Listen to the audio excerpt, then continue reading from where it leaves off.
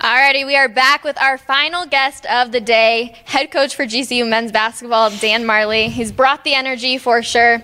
And I know you guys had a lot of energy on Friday night at Midnight Madness. Do you want to tell us a little bit about that? Yeah, it was our 7th one. Great again. It was Jurassic Park, so another theme with some dinosaurs out there, and the Havocs brought it again, so it was a great start. We have 9 new players this year, so it was a first peak for some of our guys who haven't been in front of the Havocs, and they were excited. Who had the best dance? We didn't do any dancing this year, thank goodness. Dancing. No dancing. We left that all to the students, and they did a great job. I actually got in the crowd and pulled a hammy, but that was fine too.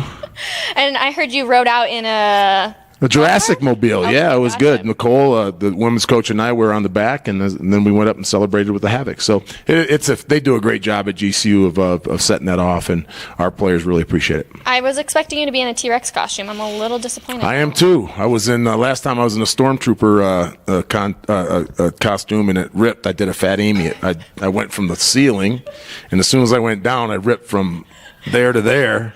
And I mooned everybody, so it was they great. didn't trust you. So yeah, so I was banned from ever propelling again, so it was good. Well, let's talk about the team a little bit now. I know you guys did a boot camp and they went swimming. We did. We did a 2-day boot camp. The first day was out on the baseball field, and the second day was in the deep end of the pool, and that was a lot of fun to watch. We had a couple guys that didn't know how to swim, but by the end of the day, they were fine with it. I thought it was great for our guys. They really bonded well. I was going to say, what kind of activities do you really feel like bring out that team bonding, both on and off the court? Well, I think that activity was great for them because it makes them lead each other. These guys that were leading it kind of put it on them. And it took them, the first thing we had to do a 16-minute drill. And if they weren't doing it right, the guy stopped it over. And that first 16-minute drill took an hour and a half. So our guys kind of learned after that they really have to police themselves. They have to monitor each other, coach each other, and that's going to feed off to when we're playing, because you don't always want to be a coach-led team. You want your team to lead each other, and we really developed some leadership out of that program. Alesandro lost 20 pounds this summer. Was that part of a plan, or did that just kind of happen? Well, he's from Italy, so he goes home, eats a lot of pizza and pasta, and I told him he can't do that anymore. I think his mom's mad at me. But he went home and he stuck with his diet. He came back. He's a hard worker. He's always in the gym, and he's really concentrated on changing his diet. And he's lost about 25 pounds. He looks great. He was saying he can jump higher and run faster than last time. Very athletic. Is that true? Very athletic. Alessandro's as athletic as he can be, but he does look really well. He hasn't lost any strength. He moves really a lot faster. He gets up and down the floor. So I think it's really going to help him in the long run as far as his minutes. Over Thanksgiving, you guys are going to the Virgin Islands for Paradise Jam. What kind of benefits do those tournaments bring? It's exciting. We had a great tournament last year. Our guys get up for it. It's an early chance to play against in a tournament setting, get some really good teams. So our guys are excited about it. Get to go to the Virgin Islands. It'll be a good test for us. We have some really good teams in that tournament. Not a bad way to spend Thanksgiving. No, it's great. Yeah, our guys are going to love it. And you have 3 guys on your team that have been playing together since they were kids. Do you feel like the connection is still there between all of them? They are. The good thing is I have those 3 guys, but I only have 3 guys that are returning from last year's team, so I actually have 9 new players. So they're learning me, I'm learning them. But Carlos and Javon and JJ all have been played, since they've been young. So they have a bond. So those guys really know each other. But it's about us as a team getting to know each other and what we can do. We have a totally different team than we did last year. We had one of the bigger teams in the whole country last year. This year we're more on the smaller side, a lot of guard-oriented players. So I'm excited to see where it goes. How do you get new guys to buy into the new system? It's pretty easy. If they don't buy in, they're gone. And they know that when I recruit them. There's high expectations and standards set at GCU. When I recruit them, I tell them what we're about, what we need to do. And that's why most of them, if not all of them, come there, is because of the high expectations. And from our president down to our student body, you guys see our crowd, you know what they expect, and we want to continue to win. We've won 20 games the last 4 years. We've been to the WAC finals, our 2 years eligible, so it's pretty easy to buy into that situation. All right, I'm going to pass it on down to the media for you, Coach. So Can you state your name, please, and where you're from? You mentioned a couple of these players already, but can you just tell us about Carlos Johnson, Alesandro, and Oscar, and just what you expect out of those 3 this year? I expect a lot of them. Those are the 3 guys that have been tournament tested. Oscar's been there since the beginning. He started as a freshman. This will be his last year. He's got a lot to prove. Alesandro, we already talked about the way he's worked and lost weight. He came into last year preseason player of the year. in his estimation, and I think in everybody's estimation, he had a down year. He took that to heart. He's really battled back this summer, and as we said, lost the weight and really worked on his game. I expect him to have a monster year this year.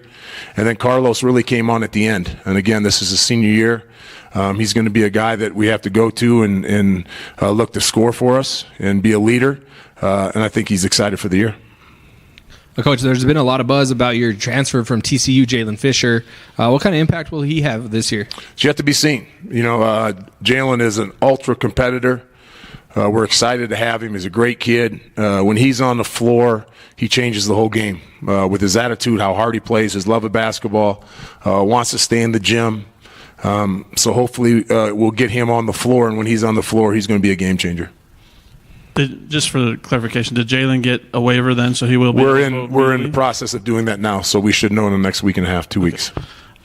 It's a guard-heavy league this year. How excited are you about your depth at guard compared to some of the other teams in the WAC, and how that'll benefit you, through WAC play? I'm excited. We got guys that sat out last year. Isaiah Brown was a Northwestern transfer who got to sit out all of last year.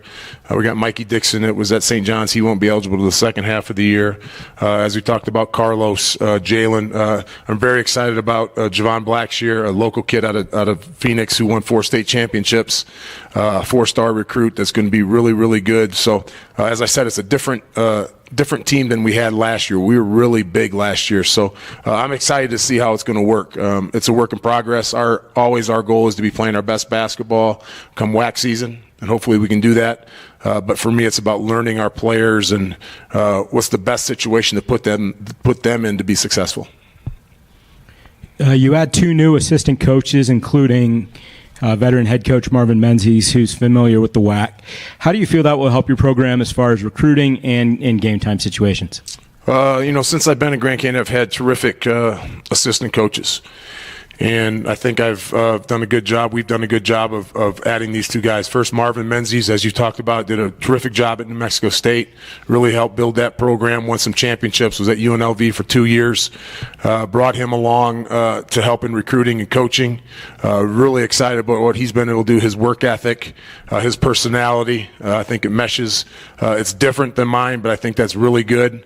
I'm excited about what he brings. And then Isaac Chu, who's been at a lot of different high major situations at Murray State when they won championships. He's seen it all and won a lot of championships. And he's an addition that not only in recruiting, but is really going to help me in the coaching aspect and see another set of eyes out there. So along with Chris Crevalone, who's been with me for 7 years, my coaching staff, I think it's never been better. So I'm very excited not only about the additions I've had on the player side, but those 2 guys in particular joining the staff is going to be a great addition to our university.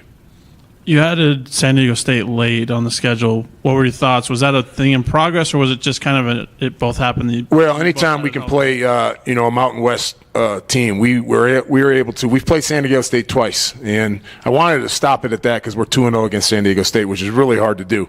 But we got a home and home with them, so you got to take it. And they got a great program there. Same thing with New Mexico. We got a home and home with New Mexico, so we're going to New Mexico this year. We're going to San Diego State, and we'll have them both back at Grand Canyon. So anytime you can play that type of program and that type of game in a home and home situation, it's only going to build your brand and your program. So it'll be very challenging for us this year to go to those 2 places, 2 really, really hard places to play. We've been there before. And then to have them come back and play on campus is huge for us. This question's from Richard Obert. How much closer do you feel you are to becoming a top 25 program? That's our goal eventually. The first thing we have to do is win the WAC. And, since we've been here 7 years, the WAC continues to get better and better, and it's extremely hard.